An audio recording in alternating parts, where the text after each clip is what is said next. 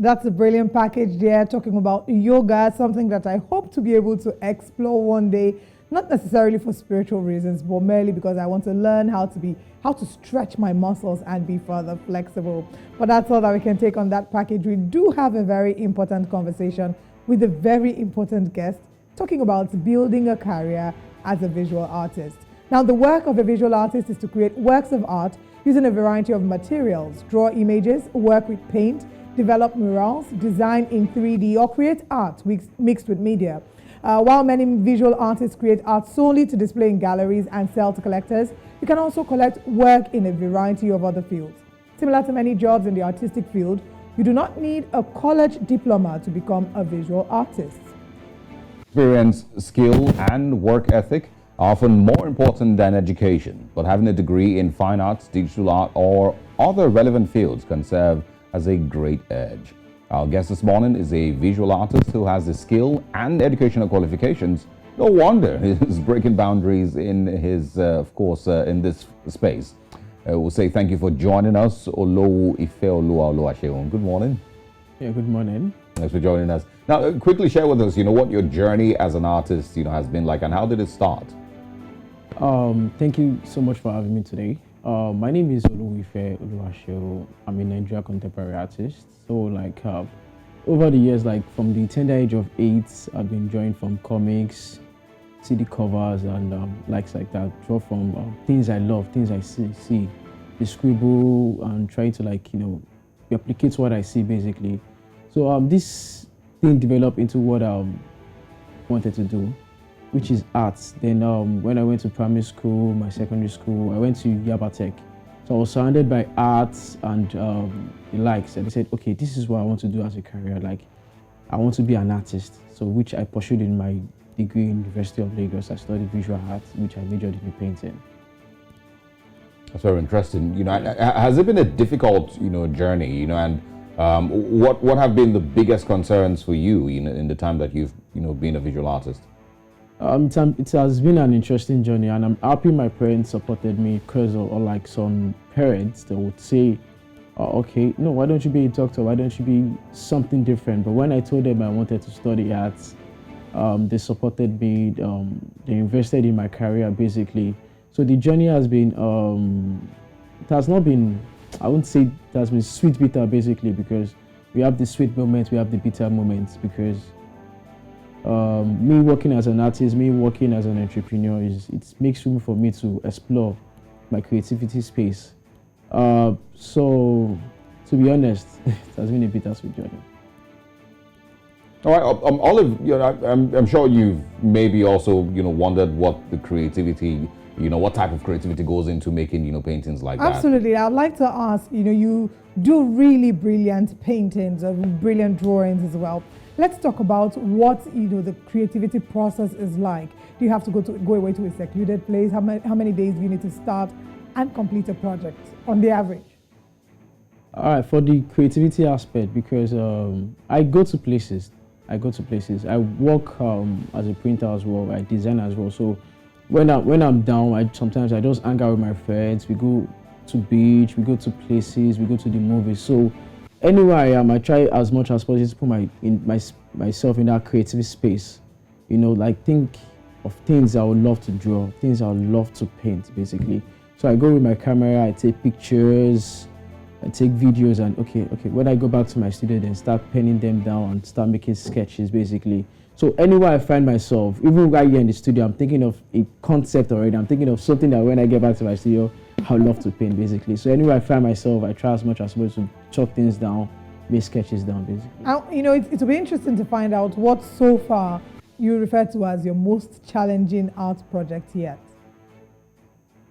Basically, it's my current collection, basically, because I've been working on this collection for the past 7 months with my friends, and it has been challenging because it's a new idea, it's a new innovation, basically. It's like bringing my artwork to life, a static painting, making them talk, making them move, and it has been challenging, but I'm happy that we've come this far. All right. Carry us through the process. So when you're about to start a particular artwork, because I've tried this in the past, and I realized that I didn't know the difference between making an angry face and a happy face. There's certain ways that you have to make the eyebrows for an angry face, and then there's a way you make it for happy face. There's a time I used to only draw Flintstone. When I was in primary school, I could draw Flintstones you draw with a big circle. nose. Yeah, just a big circle and then some circle, nose. But if you when you want to create artwork, because I've seen some of the things that you do and some of them are really exceptional. What's the process like? The process basically it depends on the medium I'm using. If I'm using a pencil, if I'm using oil on canvas, or I'm using acrylic, or I'm using charcoal. So for me, I know the rudiments basically. I know proportion, I know the value, I know contrast, I know the light and shade. So it's easier for me to make an artwork because I'm experienced. I'm deep-rooted in the knowledge of art basically. So it's easier for me to make an artwork. So when I want to make a pencil drawing, I know, okay, I have to measure the eyes from year to year. It's like 1 inch, from year to year, it's like another 1 inch. From year to year, another 1 inch. Yeah, what about, so this one's on screen now. What goes into making those ones? What are those called? Those are paintings. Yeah, that's acrylic. This is acrylic. Yeah, acrylic on canvas. Okay. Yes. Yeah, so you have your brushes and paint and all of that? Yes, I have my brushes, I have my paint, I have the tubes, I have the palette, I have everything basically. Not everything, but I have what I can use to make an artwork. Is this stuff that a random stranger can create by himself or herself? Yes, it's possible. It's possible. You just have to go deep inside your creative mind and create it. Basically, we have different kinds of artwork. We have different kind of creativity, basically. But everyone can create art, but not everyone can create art they can appreciate. Olive, you want to go deep inside your creative mind and paint something this weekend? Well, the most painting I know how to do is when we go for paint parties and they tell us to probably draw a lion, and when I'm done, my lion is probably looking like a pussycat, so, so I don't know. I've always loved art. Matter of fact, I probably shouldn't say this, but I have taught art. But the most I know about art would be the mixing of the colors and all that. I appreciate the beauty of art, which is why I was very intrigued by your latest collection. Now, you have a collection that comes to life, your latest AR collection. I want us to take a look at this video. And when we come back, I want you to talk to us more about this collection. Let's take a look. To get a very, very closer look, and use your smartphone to enjoy the experience.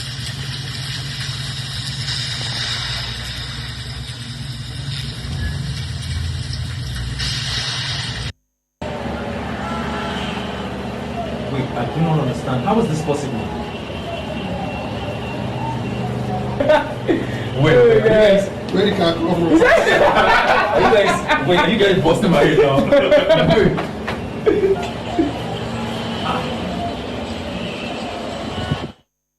Now, this painting, the same way he reacted was how I reacted when I saw it, maybe even more. Your painting literally comes alive. This particular one looks like Maryland in Lagos, Nigeria. It looks like, I'm not sure. But it looks still, when we look at it with our naked eyes, but then when we scan it with a mobile phone, the painting comes alive. First of all, how did you get the inspiration? What inspired you to do this? And how has the reception been so far? My inspiration actually is, things I see on the net, basically. I'm the kind of person that makes so much research. So I research deep into it, and I love the idea, basically, because I've been painting over the years. I've been painting for about 4 years now. And I wanted to make a difference. I wanted to make a difference and see what I can do to add a spice to my painting. So I stumbled on AR. So AR makes my artwork come to life. So what do you call AR now? AR is augmented reality. Okay. Yeah, so it makes my artwork come to life. And the artwork, the reception has been mind-blowing. The audience has been there. The people love it, they want it, and it makes me happy because it's not like every other painting you see in a gallery or in any other space, basically. It makes me happy. It's very unique, actually. Was I correct in saying that the AR painting that looks like Maryland. Where was that street? Was it Maryland? Yes, that's Maryland. Yes. Brilliant. And there's another one that had lightning and thunder. What inspired that particular painting? Yeah, This is Makoko. I was going to ask if it was definitely. Brilliant. What if a witch shows up? Does the AR, have limits? Do you have any fears? Your customers have any fears that someday, they hold their phones and they see more than just water and lightning? Really, Osarage? No, there's no limits to it because the possibility is endless. Yeah, the possibility is endless. That's why it's scary. Because what if one day, I see things? I mean, Osarage, you don't need augmented reality to see things. You, on a normal day, you'd see things. Yeah, I do. Because, we from at those stage, we're very careful with the kind of things that we play with. I didn't go there, you did. But still speaking with our guests, let's talk about possibilities that lie, for the future for African artists, African visual artists. What would you say are some of the things that you would like to see in the visual art space? And what would you say are the biggest challenges that African artists have to face? Basically, I usually use this phrase, this is art of the future. In years to come, this is going to go way beyond the way we're saying it, basically, because the world is digital, the world is tech. Everything keeps on moving, keeps on evolving and evolving, basically. So for we artists in this part of Africa, we are limited, basically, to what we can do. Resources and the likes and, getting the audience, basically, it's quite limiting. And I hope few years to come or few months to come, it's going to be better for us. What is some other, thing that you would like to do? What is a goal for you in the next 5-10 years?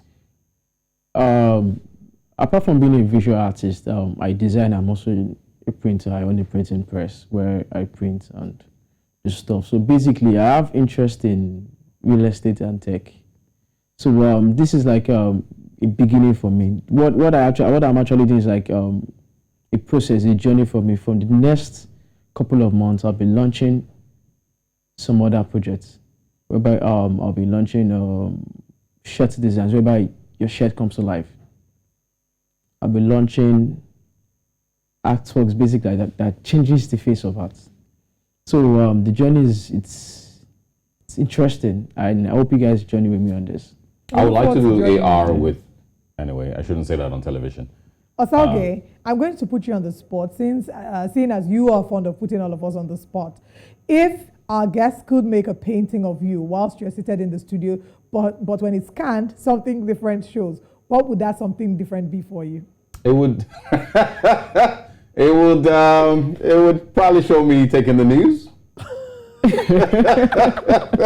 Well, as a decent, God-caring young man that I am. I think there is no limit to what he can do. He can do almost anything. And I would like to ask, please, that if you ever get to do a painting of me in a position, in a place, or maybe in the studio, please ensure that when they scan it virtually, they can see me traveling around the world. I'd really like that. That would be really nice. Yeah, that would be really nice. I want to talk about people that inspire you still, because you're still growing.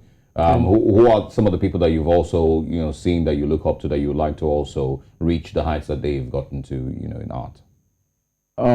Definitely. Before I started painting, before I started to become an artist, I read books, I watch movies, and when I was in school, we hear of great artists like Da Vinci, Van Gogh, and the likes. But I was opportunity to be mentored in my industrial training in Unilag by Abiodun Laku, Universal Studios of Arts, Joshua Wallace Ejo. So these people have shaping my life to the way I am currently. I've tapped from them. I get inspirations from them. I get ideas from them, basically. So I look up to them. Okay. All right, Ifeoluwa, it's been pretty interesting, and I really enjoy, the idea of someone being so talented. Maybe it is, through a lot of hard work. Maybe it is an inborn talent, but it really excites me. It makes me wonder what exactly my talent is, Olive, is that something that has also bothered you over time? What exactly is this skill that God blessed you with? If you can't paint, can you sing? Can you jump? So, okay, the skill that God has blessed you with. that people don't get to see, I'm going to answer for you, not for myself, is how incredibly funny you are. You know, even though you come on TV and you have a very serious personality, behind the scenes, you're an incredibly funny person. And I hope that you get to share more of that with the world. I hope so too. Well, for me, see you blushing.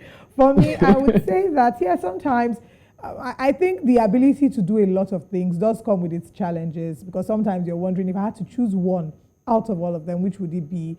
It can be a blessing, but also can be a curse, because it can oftentimes get you distracted doing a lot of things. So yes, I do wonder sometimes, what is the one that stands out completely from every other one? Well, I would say talking maybe. I mean, that's what we are doing today. That's what we're doing for a living. So yeah, talking maybe.